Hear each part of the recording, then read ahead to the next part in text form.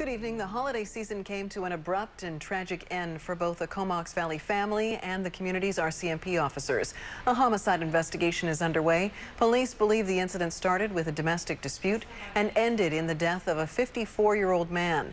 A 40-year-old woman is in custody facing charges in connection with the second homicide of the year in the valley. A News reporter Gord Kurbis has the latest.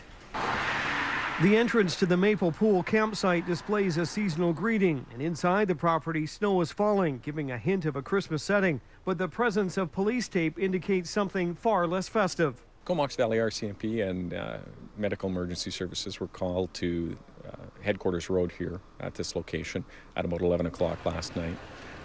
There was a male in medical distress. The man was apparently suffering from stab wounds and was rushed to St. Joseph's Hospital in Comox. Meanwhile, the woman who lived in this trailer with him was being arrested. He was injured in what we believe is domestic disturbance. As of right now, our deceased is Alan Charles Whitequill, 54 years old. We have a 40-year-old female that's currently in police custody. Police immediately secured the trailer, but it took until this morning to get a search warrant to go inside it. Police will be looking for any clues to find out exactly what took place here. Because it's a residence of people involved, we've received a search warrant. It's been granted, and we're currently in the process of executing that to collect any evidence at the scene. Even though RCMP have talked to several neighbors at the campground, they say much of their investigation will focus on the statements made by the victim himself. He did talk to investigators here at St. Joseph's Hospital just a few hours before he died.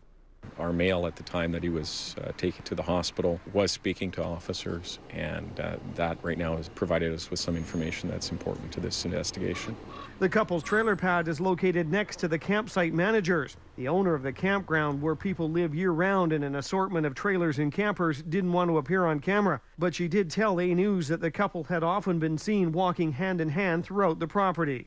Kind of a shock. It could have been anyone. This neighbor said he had gotten to know the couple over the past few months. I was over at their place quite a few times and had a few beers, and she came over to my place a couple times, had a few beers. She seemed like a nice lady.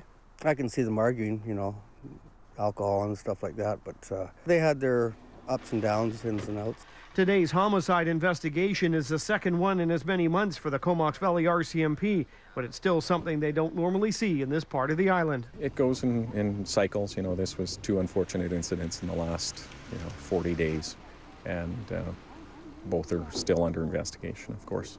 The woman, whose name has not yet been released, remains in custody, and police say charges against her are pending. In Courtenay, Gord Kurbis, A News.